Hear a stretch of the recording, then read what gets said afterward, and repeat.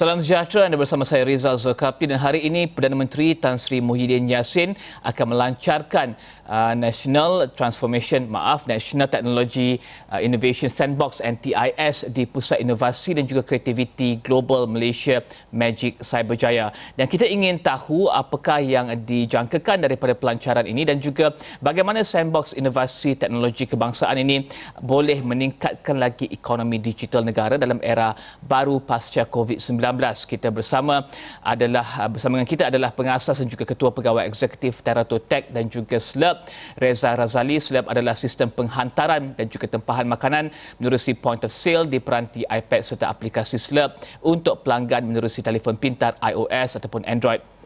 Reza, pertama sekali di laman web NTIS Sandbox Inovasi dan juga Teknologi Nasional NTIS adalah kemudahan yang membolehkan penyelidik penginovasi syarikat pemuda dan juga usahawan berteknologi tinggi untuk menguji produk perkhidmatan, model perniagaan dan mekanisme penyampaian dalam persekitaran secara langsung. Tetapi bagi yang dalam industri, apa yang maknanya Sandbox ini dalam pembangunan teknologi dan juga aplikasi, Reza?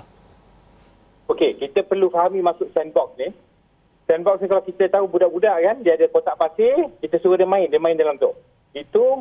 Sandbox ni daripada segi untuk perniagaan atau startup, kita beri dia satu environment untuk dia bermain dan as a part of salah satu aktiviti nyah risiko. So, first of all, kita boleh test market dan juga kita boleh tengok jika ada regulatory barrier yang akan menyebabkan kalau kita nak scale the business in a larger scale, akan ada masalah. So, sandboxing ni perlu untuk, itulah seperti saya katakan tadi, aktiviti nyah risiko model perniagaan tersebut. Dan adakah ia akan membangunkan perniagaan ataupun aplikasi teknologi tersebut dengan lebih pantas lagi melihat kepada keperluan semasa dalam dunia COVID-19 ini? Tentunya. Kalau kita ingat Grab pada tahun 2014-2015 ya, kalau you pergi dekat Balai Polis Sepang, you akan tengok penuh Grab driver kat situ. Tiap hari kena compound, tiap hari masuk mahkamah. So, itu ialah kerana pada masa tu, for example Grab, dia nak proof dia punya business model tu, dia tak ada cara lain.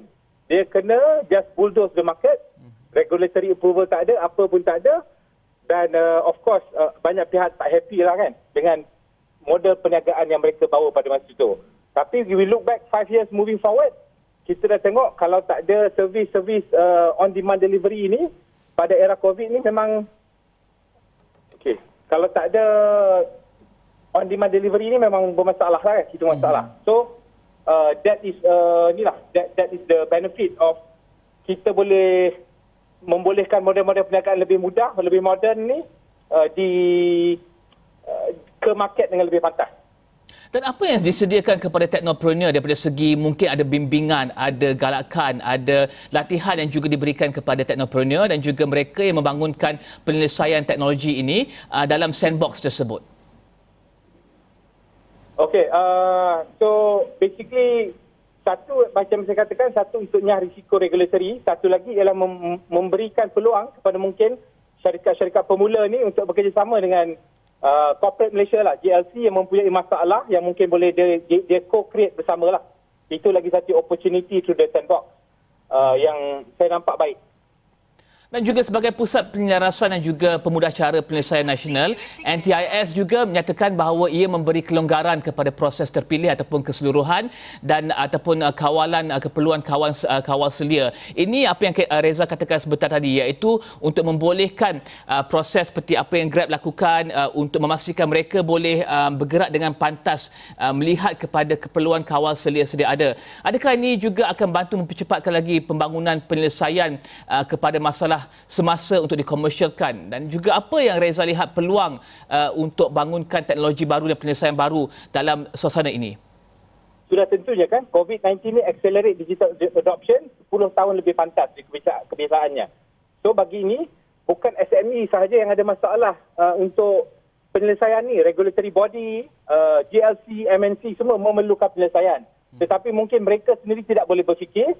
So menerusi sandbox ni, bagi saya selain daripada regulatory, ianya memberikan peluang kerjasama yang lebih dekat dan rapat antara startup dan corporate Malaysia. Itu saya excited terang pergi.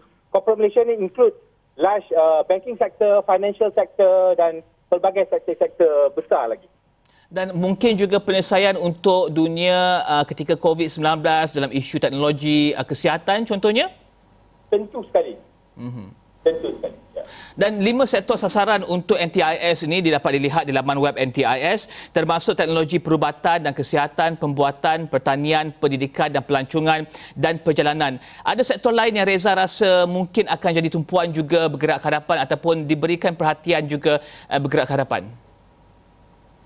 Kita sebelum ini dah ada regulatory sandbox bersama Bank Negara that has been going on for several years untuk syarikat startup ni. So saya lihat bila dia expand the scope ni memang dapat menarik lah kan. So sektor seperti pertanian, pelancongan dan sebagainya, banyak peluang untuk ni lah, banyak peluang di mana kita boleh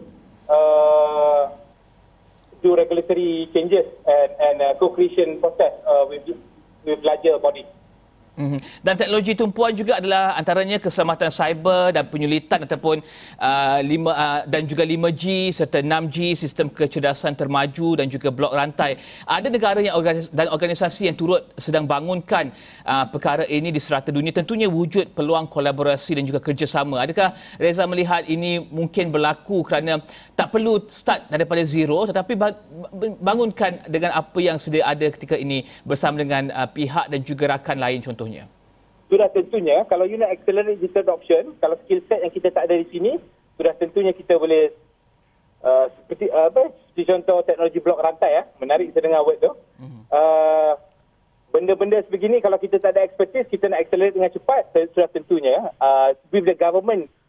Menarik sandbox ni akan ada involvement G2G lah, government to government initiative. Kalau perlu untuk push for certain technology to be brought back to Malaysia, itu possible dan boleh dipermudahkan. So alhamdulillah, menarik. Menarik kerana Reza katakan ini adalah government initiative. Ada inisiatif serupa di luar sana yang mungkin bukan government led yang mungkin juga berhasil daripada segi pembangunan teknologi dan juga penyelesaiannya? Saya tak dapat banyak reading mengenai sandbox ni. Sandbox idea ni sudah tentunya bukan something new lah. This possibly came from American Management Consultant kan. Diorang je buat-buat idea macam ni. So, sudah tentunya nak ada di under market. I've not studied tentang ni. Tetapi the challenges tentang program-program kita selalunya, program menarik, policy menarik, implementation sangkut. So, saya harap implementasi sini lebih baik lah. Apa yang perlu dilakukan untuk sokongan kepada sandbox ni dan juga pembangunan teknologi dan juga penyelesaian teknologi baru ini? Adakah infra lebih baik, pemahaman lebih baik? Bagaimana Reza lihat evolusi pembangunan penyelesaian teknologi di Malaysia dan juga infrastruktur yang menyokongnya? Cukupkah ataupun apa lagi yang diperlukan? Bagi saya kita kena lihat bila saya tengok dia melihat bagaimana dia menilai teknologi itu ada teknologi readiness level lah, TRL. TRL ni NASA punya standard yang dibangunkan pada tahun 60-an, 70-an lah. So saya tak sure jikalau ada market-market di luar sana, kalau market untuk sains, untuk laboratory testing, TRL ni relevan.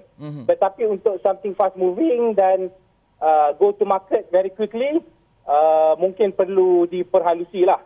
So saya nampak di situ bila kita melihat the benchmark of technology using TRL ni, kemungkinannya inisiatif ni drafted by scientists and bureaucrat yang mungkin kurang faham cara go to market yang pantas. So tapi saya confident jugalah sebab saya lihat Magic is heading this initiative. So looking great. Sebab kalau diberi pada agensi lapuk dan lama seperti MTDC, saya lihat mungkin tak boleh ke mana lah. Okey, dan melihat kepada Reza dulu juga bangunkan aplikasi tanpa ada sandbox. Jadi apa sokongan yang Reza harap pada ketika itu yang mungkin boleh dilihat pada ketika ini untuk memastikan bahawa teknologi sandbox ini dan juga penyelesaian untuk masalah dan juga teknologi baru yang cuba dihasilkan dapat berjalan dengan lebih pantas lagi, Reza? Okey, cara melihat untuk joining the sandbox yang pentingnya ialah kita perlu kita perlu tahu benda ni sesuatu yang tidak boleh dilakukan sebelum ni sebab ada barrier in term of regulatory ataupun teknologi yang tak ada di Malaysia. So kalau macam bidang yang saya buat dahulu, apa yang kita buat ialah kita don't try to disrupt too much lah kan. I'm not a total disruptor lah. Tapi kalau mereka yang disruptor seperti Grab dan company-company logistik yang dulu memerlukan approval SKMN untuk lesen dan sebagainya, mereka yang akan lebih benefit directly from such initiative lah. Dan Reza, mungkin apa juga bantuan ataupun satu sokongan lain diharapkan oleh pemain dalam industri di luar sana, Reza? Bagi saya benda ni itulah. Bagi saya punya harapan implementation dia baik. Polisi baik, tak semestinya implementasi dia baik. Terlalu banyak program, polisi yang bagus dibakul sampahkan. So saya harap implementation lebih baik dan lebih cepat. Jangan nak disburse duit, approval 5-6 tahun seperti pernah berlaku kepada saya dengan MTDC.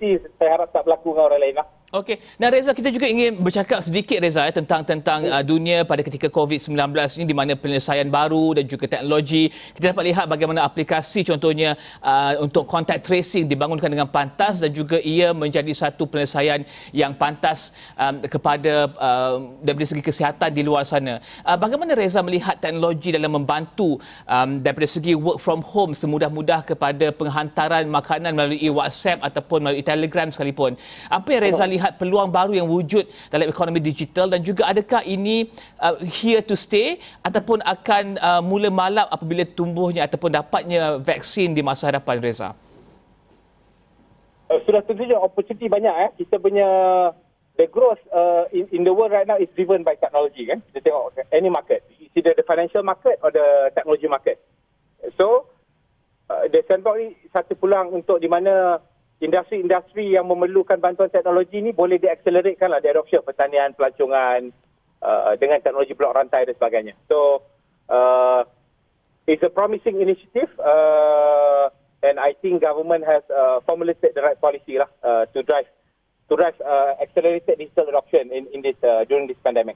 Apa lagi diperlukan untuk ekonomi digital? Ada pendapat Reza daripada segi tempoh COVID-19 ini, ekonomi digital dan juga pembangunan area-area ataupun kawasan-kawasan sektor-sektor baru dalam teknologi dan juga ekonomi digital? Peluang banyak kan, tapi kita nak memikirkan bagaimana digital teknologi ini can be an applied technology yang boleh generate income for a lot of people lah kan. Kita dah ada Grab kan. We need another Grab to create another hundred of thousands of employment lah. Similar application but maybe different industry. Okey, terima kasih pengasas dan juga Ketua Pegawai Eksekutif Teratur Tech dan juga SLUB, Reza Razali, membincangkan berkenaan dengan NTIS dan juga pelancarannya pada sekitar jam 10 pagi nanti oleh Perdana Menteri Tan Sri Muhyiddin Yassin di Pusat Inovasi dan juga Kreativiti Global Malaysia Magic Cyberjaya. Kita akan beri berehat seketika, kembali selepas ini.